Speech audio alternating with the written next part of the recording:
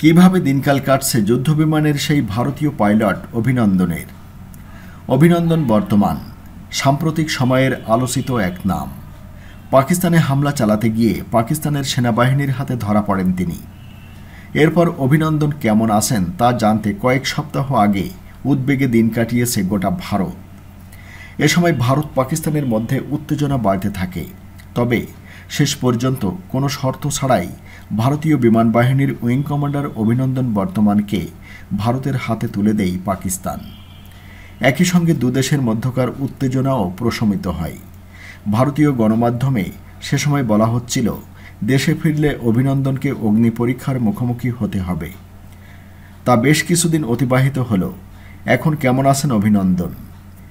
এনডিটিভির খবর, পাকিস্তানের হাতে বন্দী হওয়া ভারতীয় বিমান বাহিনীর উইং কমান্ডার অভিনন্দন বর্তমান ফিরে গেছেন ভারত নিয়ন্ত্রিত কাশ্মীরের শ্রীনগরে।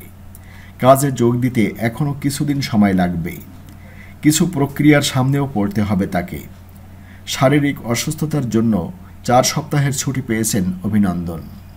কিন্তু সতীর্থদের সঙ্গে থাকতে চেয়েছেন বলেই শ্রীনগরে ফিরে গেলেন তিনি। যদিও তামিলনাড়ুতে বাড়িতে থাকতে পারতেন, কিন্তু ফিরলেন সতীর্থদের কাছে। ওয়াঘা সীমান্ত দিয়ে ভারতে ফিরে আসার পর থেকেই তার চিকিৎসা চলছিল দিল্লির সামরিক হাসপাতালে। এরপর 12 দিন আগে হাসপাতাল থেকে ছুটি পান তিনি।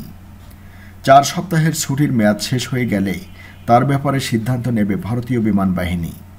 অর্থাৎ যুদ্ধ বিমানের ককপিটে বসার মতো শারীরিক এবং মানসিক পরিস্থিতি তার এখনও আছে কিনা তা পরীক্ষা করে দেখা হবে। তবে আবার দেশের হয়ে যুদ্ধ বিমানে উঠে সমস্ত প্রতিবন্ধকতার মোকাবেলা করতে চান অভিনন্দন। সেই সুযোগ তিনি পাবেন কিনা সেটা ঠিক করবেন বিমান বাহিনীর কর্মকর্তারা।